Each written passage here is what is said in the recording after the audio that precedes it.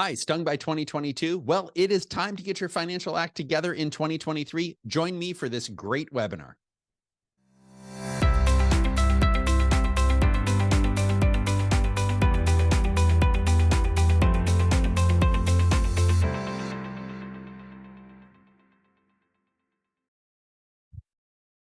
Hi, this is Jim Cunningham. I have Christina Lindsay Orta here, a certified financial planner with Ascent Wealth Management. We are going to talk about Stung by 2022.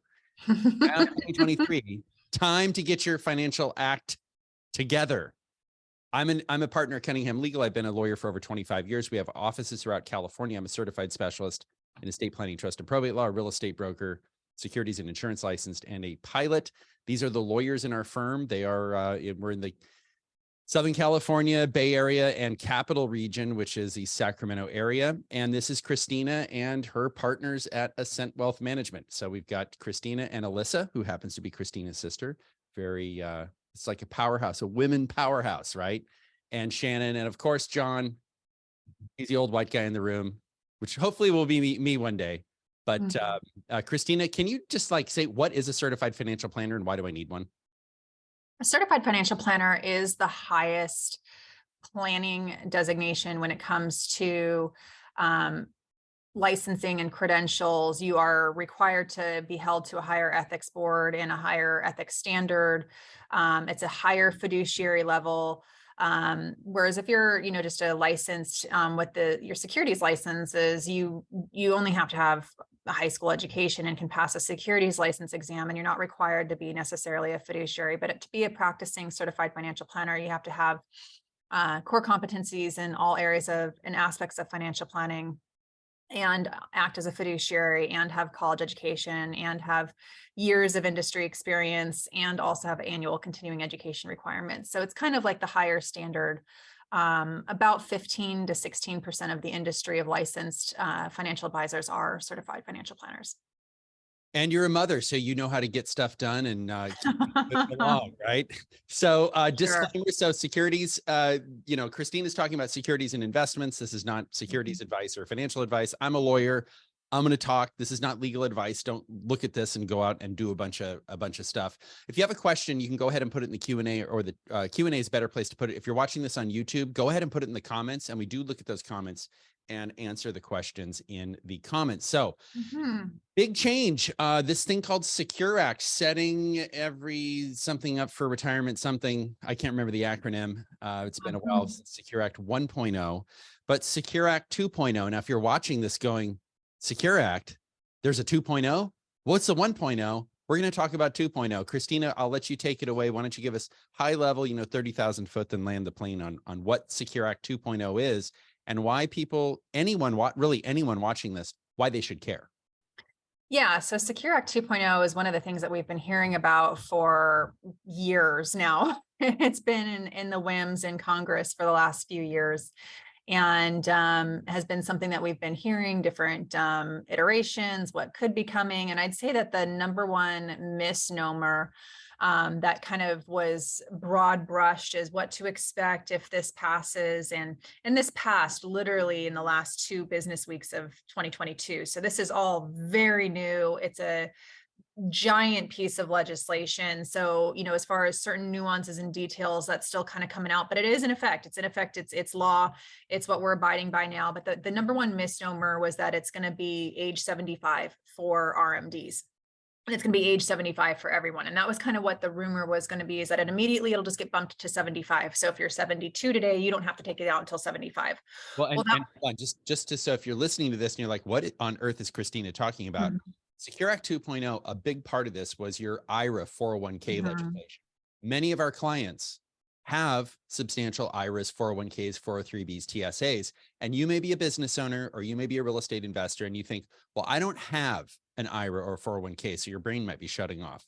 But many of our business owners and many of our clients who are kind of running out of depreciation on their passive real estate activities, okay, and they're looking for ways to defer taxes, many of them will set up in a management company. If you're managing your real estate, they can set up an entity to manage those properties, and you can make a contribution. And we're not going to cover it here, but what's the most that people can put away in a cash balance pension plan, Christina? What's the maximum?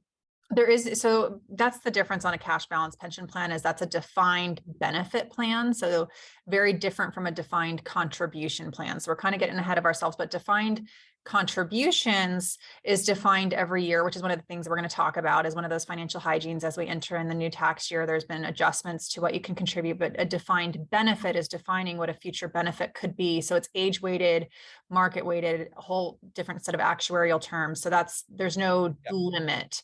Yeah. So kind of what I'm trying to say here is if you're watching this and you go, yeah, I have an IRA. This is great. This is good stuff, Jim. Stop talking. I want to hear what Christina has to say. You might be that other person who's like, well, I don't think this is for me, but I would say wait. And next week, and if you're watching this, you might see this, or you might have seen the one previously. If you're watching it on YouTube, you might have already seen it, depending on when you see it. It's in the future for us. But we're going to be covering how business owners and 1099 people and real estate investors, how you can reduce your income tax bill, your current income tax bill, and maybe kick that can down the road a little bit. But that does increase overall wealth. But this is highly relevant because this is, it used to be at 70 and a half. You'd have to take out money from your IRA. Then that was bumped to 72. Now it's 73. And in 2023, as Christina was alluding to on the age 75, it is jumping to 75, but we're in 2023 now. That's 10 years or 11. Yeah. So I'd say that the number one misnomer was, even if you're age 71 and you were going to be turning 72 this year. So for anyone under Secure Act 2.0, the Secure Act 1.0 moved the age from 70 and a half to 72. So anyone that was planning to attain age 72 this calendar year in 2023, they were going to be required to start taking money out of all those deferred qualified plans, 401ks, IRAs, et cetera, under your actuarial life expectancy uniform lifetime table.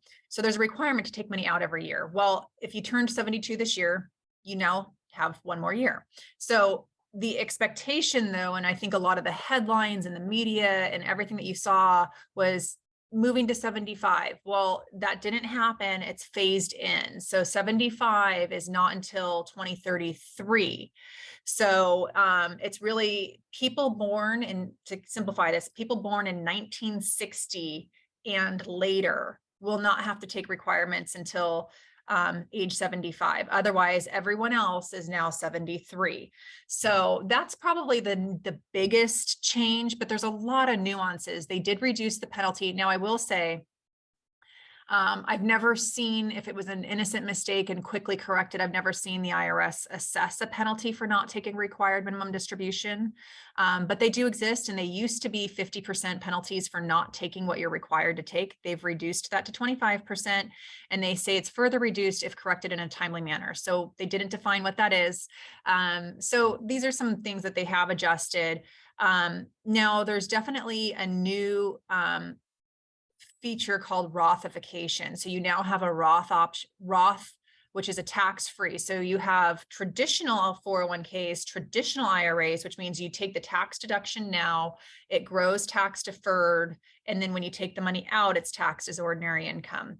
A Roth is you put the money in, you don't get the tax deduction today, it grows tax-free, it comes out tax-free, and there's no taxation or requirement to take that money out at 73 or 75. So huge difference is the Rothification. There's a Roth option for SEP IRAs, self-employed sole proprietors, Roth option for simple IRAs, and there will be a requirement starting in 2024. So this is not today, this is next year. There'll be a requirement that if you're doing a catch-up contribution, that it will have to be done on the Roth side of things. So on the 401k world, lots of changes coming in 2024. So I'd say that that's the number one thing to keep in a lookout for, is that if you make employees that make $145,000 in wages or more and are age 50 or older have to do their catch-up contributions on the Roth side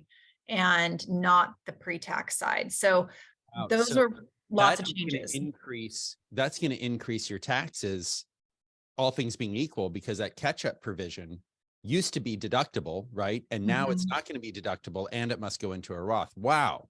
Yeah, that's a big change. It's a big change. And then the other thing that's a biggie is the 529 There's all kinds of rules and restrictions on this, so I'm only touching the highlights. But you can, if roll a 529 over to a Roth IRA, there's a lifetime limit. You can only do certain amounts annually. It has to have been established for a certain amount of time. But if, let's just say you had a child that's long graduated college and you've had this 529 for 15, 20 years, and you don't need the money for college anymore, you can roll it over to that child's Roth IRA, but it has to be for the beneficial ownership of the child, and it's got some restrictions around it, but that can be done. So lots of new things to stay up to apprised of with Secure Act 2.0. Couple big things that you and I have spoke about, and we heard lots of iterations, because this Secure Act 2.0 has been in the whims of legislation for, like I said, several years now. And we heard that there was going to be income limitations on Roth conversions, and that there was going to be, they were going to shut the back door. Mega Roth conversions are not going to be allowed, and backdoor Roth contributions are not going to be allowed. Well, they didn't change that. We heard that maybe 2029, they're going to eliminate Roth conversions. Maybe 2032, that'll be the end of Roth conversions. Maybe it'll be forced RMDs if the IRA or the 401k is too big. They're going to start requiring it. Even if you're 30 years old, they're going to start requiring it if your IRA is too big or your 401k is too big. None of that ended up in the legislation. So those are some of the big wins, I think, that gives us a lot more planning opportunities. Is we can still do planning for Roth conversions, and there's no end date on what we have to work with on that right now. As the current legislation stands, that wasn't in the bill. All right, Christina, I have a question for you. A lot of times we meet with clients. We meet with a client who's, let's say, 70. Mm-hmm. And this client, they might, rental properties, Social Security, portfolio income, investments. Mm-hmm. Let's say that this person's making $250,000 a year after tax in retirement, and they're spending $250,000 a year. Something that, if you're watching this, you probably intuitively know, but this is a little kind of Captain Obvious stuff. If you're getting enough income from your Social Security investments, maybe real estate portfolio, and you have an IRA, you are only ever going to take out the minimum distributions. There's no reason to take out something beyond the minimum distribution. I mean, you can make a case for it, but I'm saying, generally speaking, why would you take money out of a taxable bucket, right? Because if you take money out of your IRA, you have to pay tax. Why wouldn't you just take it off your portfolio income or some other place? So this is a shift in mindset. And the reason I'm mentioning this, I was talking to my dad the other day, and he says, yeah, I'm down like 20% or something on his portfolio. And he's 79. And I made the comment to him, you might think about investing this money for the people who are going to inherit the IRA, which is probably me. But my point in saying this, Christine, is I know this is a common topic for us. This is when the advisors talk, and not necessarily in the presence of the clients. And we all know that this money that's in an IRA, it's worth considering, who is this IRA for, right? And what is it for? But oftentimes it's not for you. If it's your IRA, this is your kid's money, right? This is your kid's source of retirement money. So it begs the question, what is the appropriateness of the investments? And, how concerned are you about building multi-generational wealth? That's a big theme at Ascent Wealth Management and our firm, but it's something to think about. It's food for thought, because many of our clients simply only take the minimum distributions out. They just don't need the money, right? Yeah. And the other big one too is we had little notations at the bottom there on that last slide. It was QCDs, and that's qualified charitable distributions. And so, that's kind of a win too for people that do a lot of charitable giving, or would rather see a charity get a distribution as opposed to the IRS or pay it in taxes. And that remained at 70.5, and it's going to start to be adjusted too for inflation. So for people that maybe are getting the standard deduction, they don't itemize their deductions, and then they're giving money to charity and not really getting the tax benefit for it. If they're 70.5 or older, they can take some, or even part of what the required minimum distribution would have been, they can take some of that. Right now it's up to $100,000 per IRA owner, and give it directly to charity, and it reduces your taxable income off the top. It's an above the line deduction. So you're getting a better deduction than if you were to just take the standard deduction. So just some nuances that, again, require some analyzing, but they did leave in Secure Act 2.0 the ability to do charitable distributions from your IRA not recognize it as taxable income, and you can still do that at 70 and a half. Yeah. So what Christine is talking about is if, you know, your church or synagogue or charity that you're supporting, if you want to give that organization $100,000, sometimes it's better to give it from your IRA if you're 70 and a half or over, because it's not counted as income to you. If it's counted as income, that throws off your Medicare Part B. It throws off a lot of things. So, and I will tell you, I really feel for the clients who are retiring or retired and in that sort of 60s, early 70s. A lot of CPAs are retiring. There aren't many people coming in. It is really hard to find a good CPA, you know, unless you're a business owner or have, you know, some type of LLC or partnership structure or own real estate. If you're a retiree and all you have is, you know, Social Security and your IRA money, sometimes it's really hard to find an advisor, right? A CPA. So that's something we could certainly help you out with, but that's something I'm hearing from a lot of clients. So financial hygiene, this is the wash your hands before you eat, brush and floss every day. This is like basic stuff that many times people simply don't do. Sure. Sure. So this is one of the things that, you know, we do with our clients in every single review that we have with them, because stuff happens, you know, people pass away, there's changes in, you know, children, divorce, spouse, disinherited people. We just want to make sure that we're reviewing this on a regular basis, because, you know, your trust may own certain assets, and we want to review all of those documents to make sure that they're properly titled. So do you have a joint husband and wife account that really should be in your trust? Do you have an individual account that could be subject to probate that is not inside your trust? The beneficiary designations. So things like life insurance, annuity contracts, and IRAs and 401ks, those don't necessarily go in your trust and are all done by a beneficiary designation. So when the account is set up, who are the named beneficiaries, and do those need to change? So those are things that are just basic, but get overlooked. Yeah, and we have a 3-page questionnaire that we'll go ahead and Ashley, you can send out when we send out the email for those of you who are watching this live, and we'll put the link in our or a way to access that in our notes. But we'll go ahead and put that on notes if you're watching this on YouTube, and you can go to that and you can pull down this document that kind of goes through yes and no. And like if you answer yes to anything, you probably should get a review based upon the change in your situation. I will tell you that if you have not had your estate plan reviewed in the last 5 years or so, there's been so much change in the law. It's very hard for me to overstate this. You really need your estate plan looked at and make sure everything's screwed down, everything's the way it should be in case something happens, because you don't know when it's going to happen, right? You don't know when you're hit by the proverbial ice cream truck. But just make sure everything's set up. And there's a lot you can do individually without even talking to the lawyer to see, oh, should I talk to the lawyer? And then reach out to us and we can help you. The other thing too, can you explain what an in-force illustration is, Christina? And this is really important. This is like, I actually, this morning I got a physical at the doctor. It's like taking a physical for your life insurance policy. Can you explain why that's important, Christina? Yeah, it's really important to review how your original intent was for setting up a life insurance policy, and things will change year over year depending on market conditions. So not necessarily is this if it's a brand new policy, you're only 2-3 years in, it's not as critical because probably hasn't been drastic changes and it's in the early stages of becoming what you intended it to be. But this really is important, especially once you're 5 years into a policy, and then kind of at least every other year.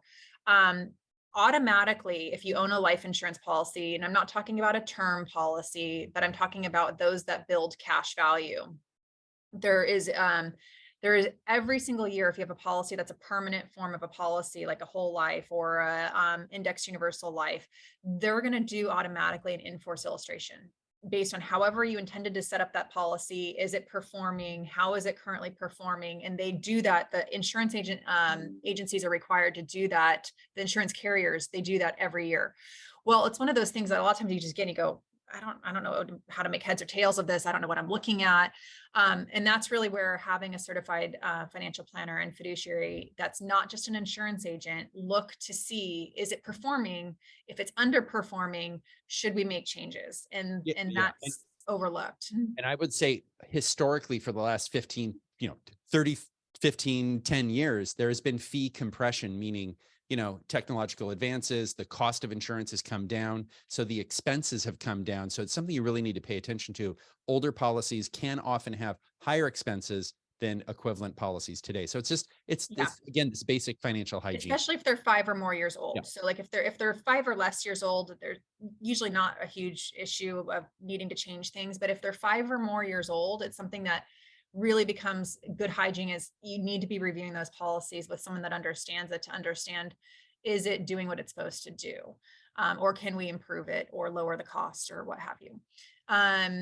Other things that we want to look at doing, and tax loss harvesting is one of those things that we do, every year with our clients, is especially last year, was there things that we should have sold out of just to take those losses and carry them forward if there's things in the future that we want to sell for a gain. So this is something that's a quick financial hygiene tip that gets overlooked.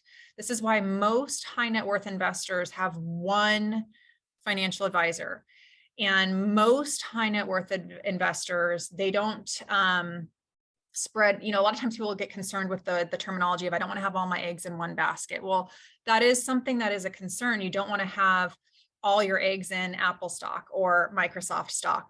But having multiple financial advisors is sometimes like having too many general practitioner doctors, general physicians, because one might be prescribing this that doesn't interact well with this medication, and you could have then other major health issue. It's the same thing with your financial portfolio. If you've got a financial advisor that's selling Apple stock over here in your account for a loss, and you have to wait 30 days to buy it back in order to recognize that loss, but you've got this financial advisor over here that's buying it within that 30-day window, you just did a wash sale. You lost that ability to take that tax benefit. So having multiple financial advisors can be dangerous when you're trying to do tax planning. Also, I did read that the IRS came out with a rule: if you lost money in crypto, you can't write off the loss. They'll tax you on it. But I guess you can't take the loss. But you can't take the loss. So that's a little yikes. I'm not making any judgment call on crypto. I'm just giving you this. That's the IRS's position. So what are, all these acronyms? Frankly, they're really confusing. If you're an employee, you're going to be looking at the 401k. You might look at an IRA. If you're self-employed, you're probably looking at the simple or the SEP.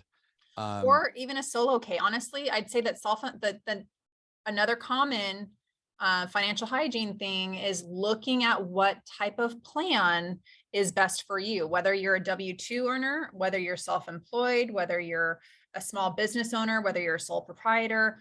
Oftentimes, there's just this assumption, okay, do X. Or if you're a sole proprietor, do a SEP IRA, where it may not be best to do a SEP IRA. It might be better to do a solo 401k. So whether you're a business owner or an employee, W-2 wage earner, these are the new limits that apply to everybody. If you are a business owner and you have a 401k and you're contributing on behalf of your own, salary, this is what the new limits are to defer for 2023. So it was $20,500 last year as the basic deferral. It's now $22,500. And if you're over age 50, it's $30,000. But I was going to say, one really cool thing you can do if you're a parent or a grandparent, and you know that your grandson or granddaughter, let's say that they're working, maybe they're like 23, 24, and they're working and they're making, I don't know, $30,000 or $40,000 a year. And you go, it would be really nice if they saved for retirement, but they're not saving for retirement at that level. They should. You can actually have a Roth IRA set up for that individual and give them the $6,500. They have to have enough earned income to do it. Okay. But you can make a gift in the form of a Roth IRA. Now, we've done that. Don't tell my kids this because they don't know, but this will be on YouTube, but they never watch the videos. We've done that for our 3 kids. So it's a great way of building tax-free growth. And so if you're a grandparent, you got 10 grandkids, that's $65,000 that could go into a Roth IRA. Now, granted, those kids could take the money out and do other things with it. And sometimes that's good if you're buying a home, but it's just something to think about. And really, this is why it's good to have the lawyer, the CPA, the financial advisor. And we'll talk about that in a little bit and the importance of that, but really get your A team together. We had a question on the last video we did, last webinar. Hey, can I just get an instant A team? The answer is yes. I'm one of those people on the A team, and Ascent Wealth Management is one of those people on the A team. So we can certainly, if you say, hey, I would like an instant A team, all you need to do is show up and add some money. You just got to pay people and you got it. So we do have a question. Slide number 4, 2023 best practice. The 401k over 50 is 30, 75 higher than under 50. Is this including the catch up, which must now go into a Roth? Interesting question. I'm trying to, okay. So So the the 70 401k is 30,000, correct? If you're over 50, now is that catch up the 7,500, the difference between the That's the correct. It doesn't have to go into a Roth this year. That's 2024. So they're keeping us on our toes. It's going to require a lot of plan document and employers to change their plan documents and employers to be able to do. You have to make certain things. 401ks are ruled under this regulatory umbrella of the Department of Labor and ERISA. And there's a whole set of guidelines that go with it. And if your plan documents say X, then you can't do anything outside of X. So a lot of these employers need a year to like get their plan documents amended and all those kinds of things. So for this calendar year, if you're over age 50 and your plan has a Roth 401k, you can do all of that 30,000 in the Roth 401k. If your plan does not have a Roth 401k, you could do it all in the pre-tax or any combination thereof. There's no requirement to do it one way or another. So that's for 2022. But the kicker, and something that, and this is why it's good to have more than one professional, because I, as a lawyer, I'm listening to other things than the question and Christina's answer. And here's for a business owner out there. If you are a business owner and you have a 401k, and if you're a business owner and you have any employees, you're going to need to have some type of retirement plan, separate conversation, but most important by law, right? That's one thing that we will probably get to this, but if there is business owners out there, I just had this thought that they're the Roth, because if the employer does a matching contribution, if you're over age 50, starting in 2024, the employer is going to have to do the matching contribution on the Roth side. And if the employer does the matching contribution on the Roth side, but because the employer is taking the tax deduction now, it's taxable income now to the employee. So it becomes a taxable increase to your W-2. So those are all things that are coming in the next year. Two things have to happen. If you're an employer, you have to, if you don't have a Roth IRA or a Roth 401k option, you're going to have to do some work in 2023. Otherwise, that 401k is not going to be compliant with the law. You do not want to go there. Okay. Yep. You need to really pay attention. And I'm telling you, 2023, there's a lot going on. We might be looking at a recession. You know, we're dealing with all this remote work and what's the shape of work. And now you got to just put on top of the pile dealing with the 401k, which actually, if you get the right advisors, it's not that big of a lift, frankly. It just needs to get done. Yeah. Yep. Updated tax brackets. So pretty standard stuff, you know, again, not major changes here, but these are the updated single filing brackets, and married filing joint brackets have changed slightly. So those are things that we, again, are mindful of when we're looking at Roth conversions, qualified charitable distributions, what kind of income tax mitigation can we do? So these are things that we just want to be mindful of. Yeah, and these are adjusted to inflation. So one of the great things, you know, we do, Christina and I, when we work with clients, many times we will have some tax deferral strategies. One of the great things about a tax deferral strategy is if you make 100,000, if you have 100,000 in taxable income this year, that is deducted from your return, and that 100,000 comes back into your taxable income 5 years from now, by definition, the tax will be less because the brackets go up with inflation. Okay. Unless you're over the 578 here. So it's something to really pay attention to. Tax deferral is a very powerful strategy. Yeah. Yep. So these are just updated brackets. And that's truly where, again, if you're now taking required minimum distributions, and that now is going to, by adding that distribution to your taxable income, is going to push you into there's the biggest jump here you'll notice is between the 24 and 32% bracket. So we're very mindful of that. If all of a sudden you're now looking at having to take money out of a IRA or 401k, that's going to push you from what is currently a 22 or 12% bracket or 24 and bump you into the 32, we're going to look at things that we can do that can now get you to stay in that 22, 24 bracket. Something also to pay attention to is you pay a hefty penalty if you make more than $1 million in a year in California and you do not file your estimated taxes correctly. It's a big penalty. So if you have a liquidity event, if you sell your business, if you sell the piece of property and don't do a 1031 exchange, do not ignore state taxes. Really, before you do any big thing like that, where it's a liquidity event, where you're selling an asset, you're selling a business, check in with your advisors, because you do want to make sure and follow the rules. Because I'm telling you, paying a tax penalty is basic hygiene. You want to avoid that. You want to avoid interest. These are just basic things that it makes sense to pay attention to, so you're just not overpaying on your taxes. And I will tell you though, if you've made, $150,000, $200,000 a year, married filing jointly, and now you start to make more money and you're making, $300,000, $400,000, $500,000 a year, you're going to be blown away. You're going to be absolutely blown away on the amount of tax that you're going to pay, because as a percentage, it goes way up. It's like a hockey stick. So, enough on taxes. Don't forget state income tax. But taxes are important, especially for income earning individuals. There's different tax strategies that we do versus, a retiree versus a self-employed versus a W-2. So just kind of some different cases that we want to kind of consider if we were to look at some case scenarios. If you've got a W-2 income earning individual nearing retirement, these are the key financial hygiene questions that you should be reviewing with your financial planner. And one of the things that we certainly review with our clients is, how much do you need to retire? Realistically, a lot of times I'll hear, we're probably going to spend less in retirement, or, our income or our expenses will go down. We're going to have less taxes. And it's like, realistically, there's people that mostly spend more in the early years of retirement. We call it also the go-go years, the slow go years, the no-go years. And so, early in retirement, you want to be able to go and do. And most of the time, people are not spending less. So really having those honest conversations of how much do you need to retire? Is it indexed for inflation? Evaluating your contributions before you retire. Should you be doing continued pre-tax and deferring that income and doing a cost benefit analysis? There's not one answer that's right.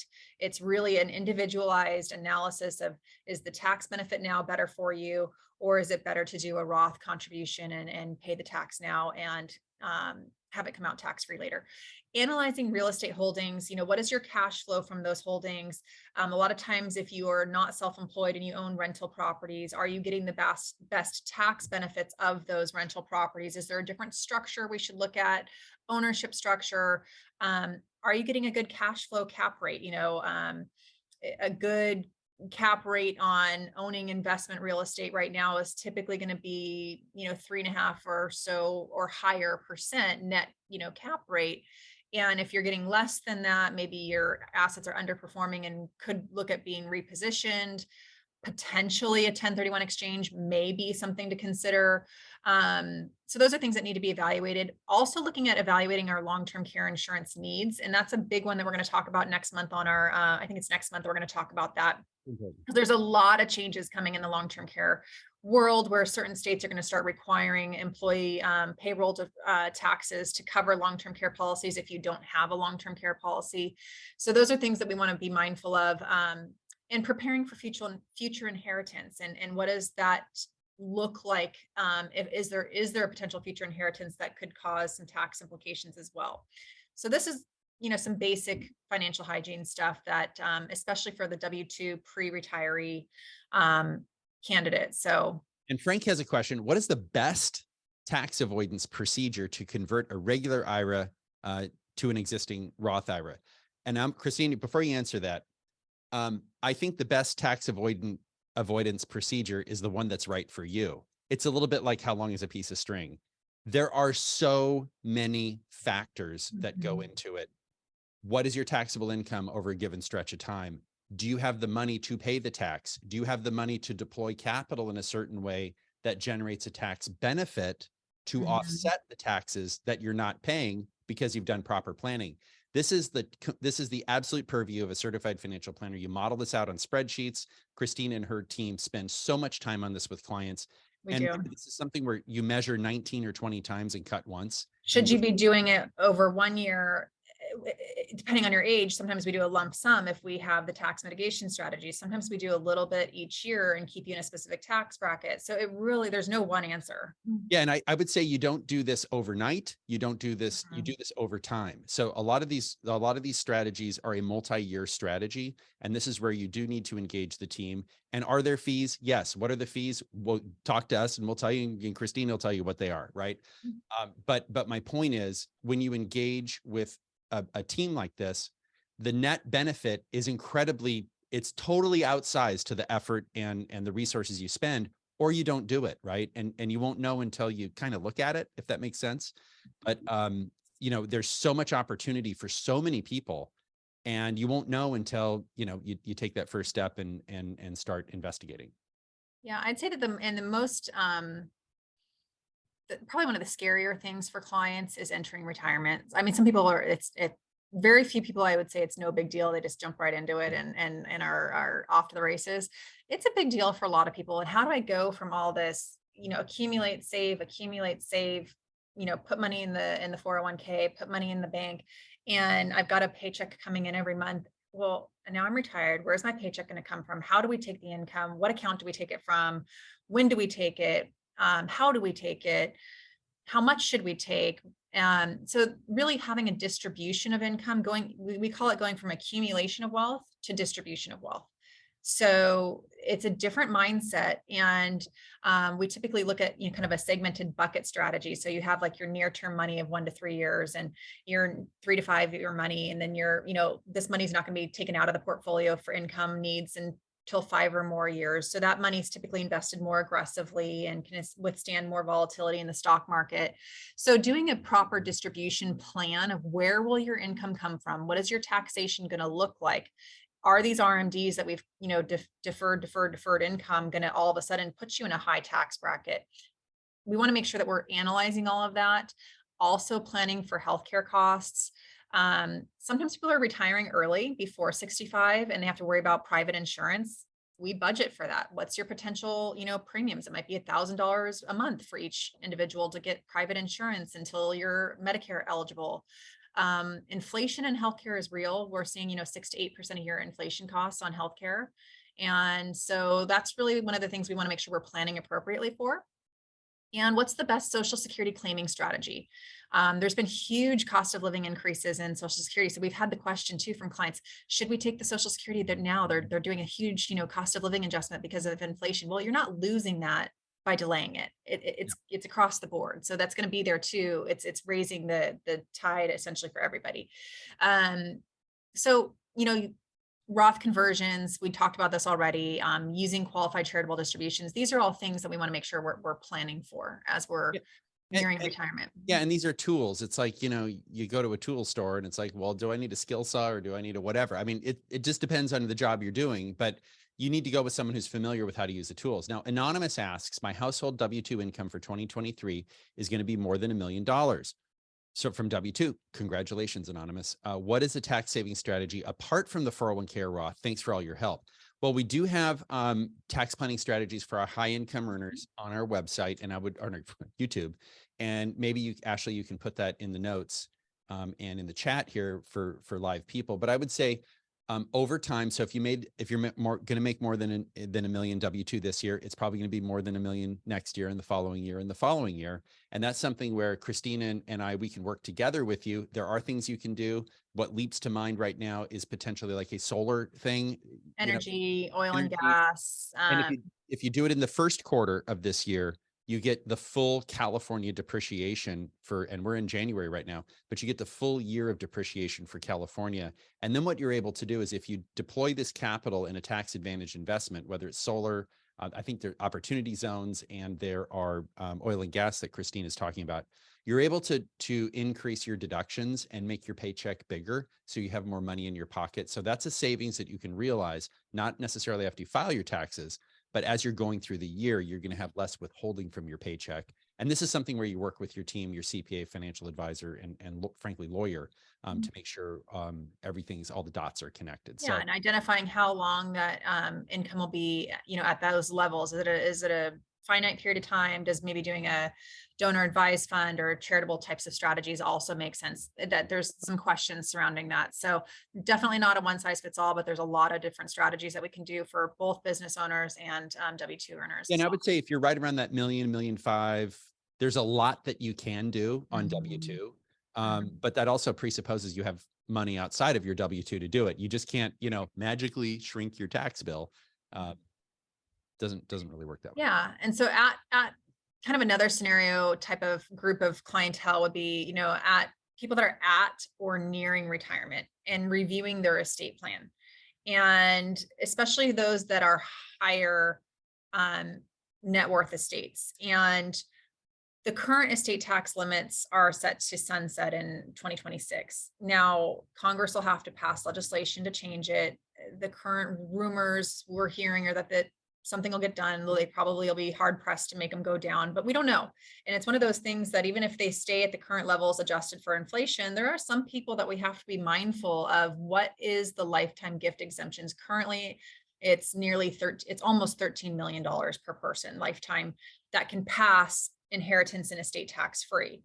And so there are sometimes people that, if they're not spending a lot of their assets over time, these are going to be fairly large estates. And we want to look at, should we be planning for that? Because the estate tax, Jim, the rate that you pay on that is, well, it's 40% now. It's going to 45%. In 1973, it was 77%. And Christina's not even mentioning state death taxes. Many states, California is not one of them. Many states have a state death tax, and it can be as high as 20%. So this is not a small number. And these aren't amounts in Washington. It's over a little bit over 2 million. In Oregon, it's 16% on amounts over $1 million. So you have to be mindful of where your assets are located. So if you own real estate in Washington or Oregon, you're subjecting that real estate to a death tax. This is why you need really good estate planning counsel. When you do your estate plan, you need to go with the firm that understands this. Now, our firm understands it. Other firms understand it, but a lot more firms and lawyers don't even know what I'm talking about, right? So it's really important that if you have, these, and you don't know what issues you have, right? You have to go to an expert to figure out, do I have an issue or not? But that's one of the things is out-of-state real estate that's really important, the state death tax. And I will tell you, what Christine is talking about, the sunset, in 2017, during the Trump administration, when this tax act was passed, it did not get 60 votes in the Senate. And under the Senate's rules, this law must sunset or go away by December 31st of 2025. I will tell you, it took the Trump administration, after the Trump win in 2016, it took a Republican Congress, House and Senate, and a Republican president.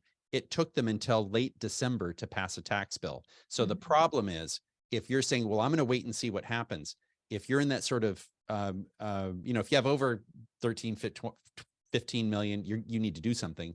But if you're in kind of in that middle area, maybe you have a $10 million estate and you're single, or you've got a 15 or $20 million estate and you're married, you can't wait until the end of 2025, because guess what? Hardly any lawyers know how to do the planning to save the taxes. This is not something that a lot of lawyers know about.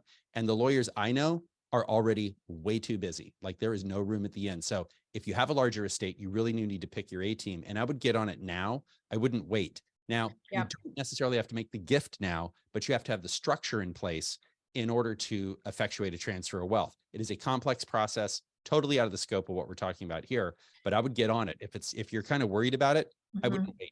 But even people that are just looking at gifting strategies, like the annual gifting limits went up to $17,000 per person. So those are things to be mindful of. These are some things that just change in each year. People go, how much can I give? It's $17,000 per donee, per donor. So, so you can, like, husband and wife can give $34,000 for each child. Yeah, to each child. Yeah. If they have 10 kids, it's $340,000. Yeah. So, and other ways to get money out of your estate too, if you're looking at front loading some, 529 plans or education accounts, those are things we can look at doing.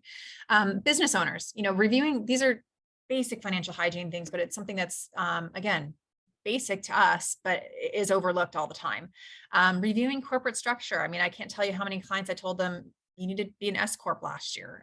You need to change to be an S Corp. You can take advantage of AB 150 and those types of things that get overlooked. So looking at corporate structure, looking at your family payroll. I mean, several clients, have their kids work summer jobs and they put them on payroll and they use that payroll to pay the college tuition. And just how are we doing, payroll? Should we be giving yourself a higher W-2 to give you the option of doing a defined benefit plan? Should we be doing a higher W-2 to give you the option of doing a greater 401k deferral?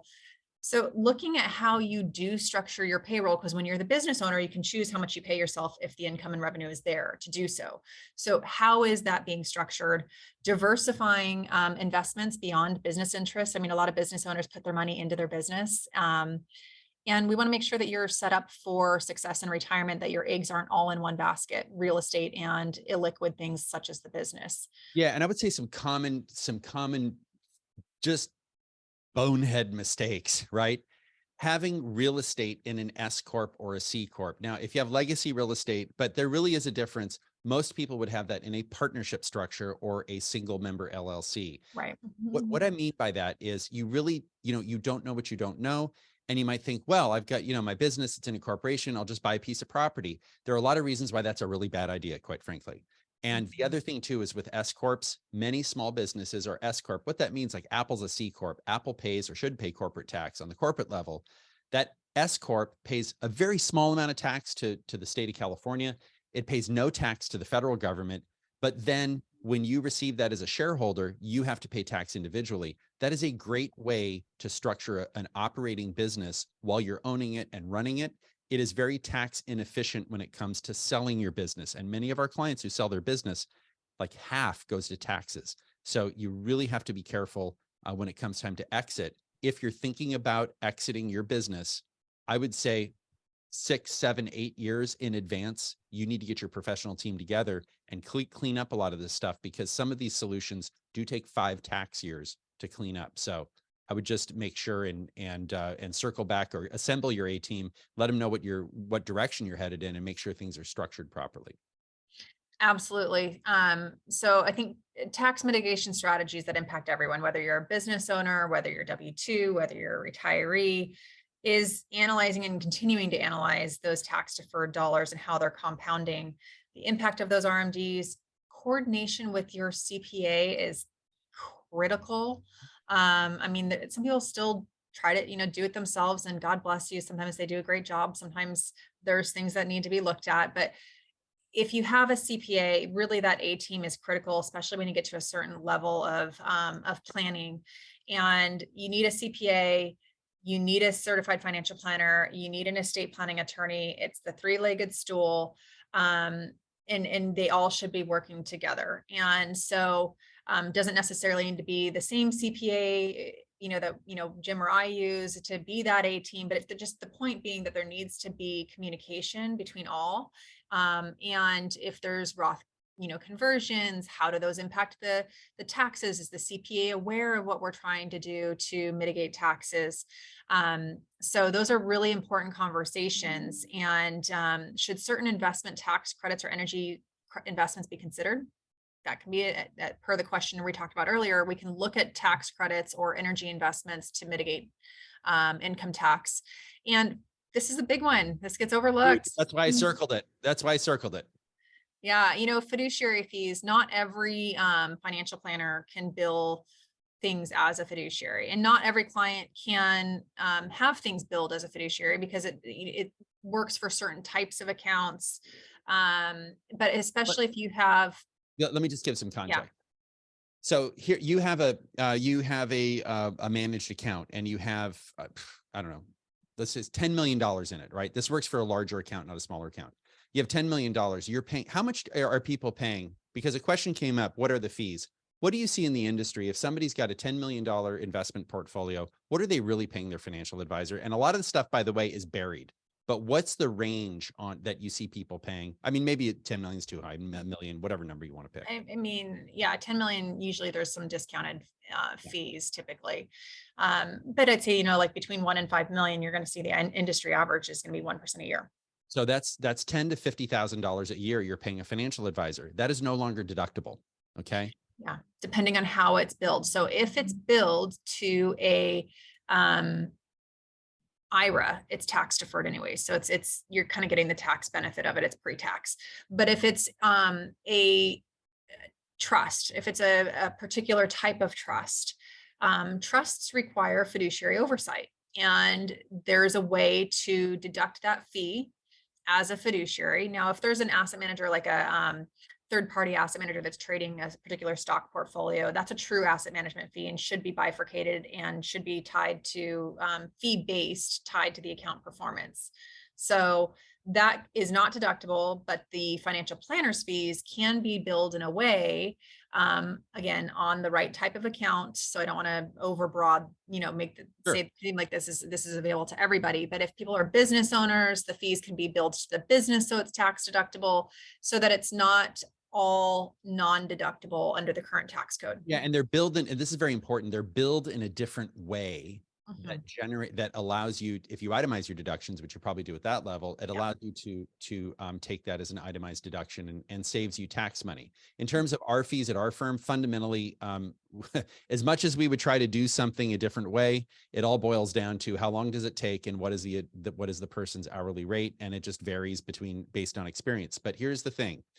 If a professional, like let's say a lawyer charges a certain amount and another lawyer charges twice that amount, the lawyer who's charging twice the amount will typically get the work done in half the time. So you are paying the same. And this is something that people, I'm not sure, quite get. When you say, oh, I'm hiring this expensive lawyer, the reason you're paying the lawyer more is because they've done it so many times. They go, yeah, I know what to do. They don't have to figure it out. So that's something to be mindful of. But if you have a question about fees, we did do a webinar on how much should a living trust cost. We did one a couple of years ago, and we revisited that. So that covers how we charge for fees and what those typically are. And you can go ahead and check that out on our YouTube page. But I love this, the three-legged stool, Christina. Yeah. Yeah, I had a client recently that said, we're changing our CPA because unfortunately we're in this era where there's not enough younger professionals coming in to be a CPA, to be an estate planning attorney, and they're dying. And CPAs, we've had several CPAs pass away that clients have worked with over the last few years. It just seems to be an underserviced industry.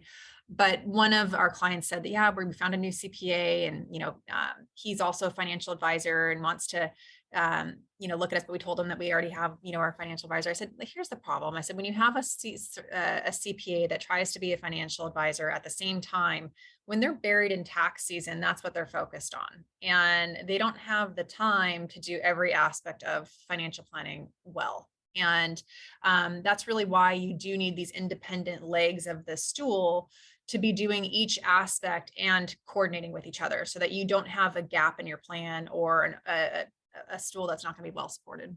And I will tell you, Christina, you're absolutely spot on. This is kind of up there with staying in your lane.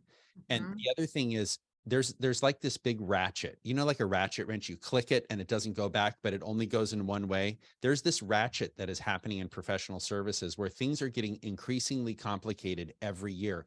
Things are not getting simpler. They're getting more complex. Secure Act 2.0. Secure Act 2.0. I mean, this is this massive piece of legislation that passed 3 weeks ago, and we all have to figure it out. Absolutely right. So it's this ratchet, and there's so much at stake when we look at our typical client, Christina, and how much they're potentially paying in taxes or are paying, and the amount of wealth involved. This is really, really important. So I think it's important to have these sort of best practices. This is our contact information. You can reach out to Ascent Wealth Management at 805-312-7200, and we have our direct line in our 530-269-1515 for Cunningham Legal. You can also reach us online at myascentwealth.com and cunninghamlegal.com.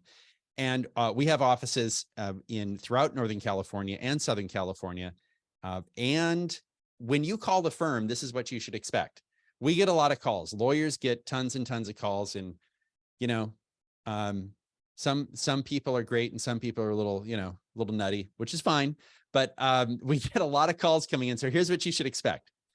You're going to have a call with a person who is not a lawyer. It's a client specialist. So here's what you need to understand.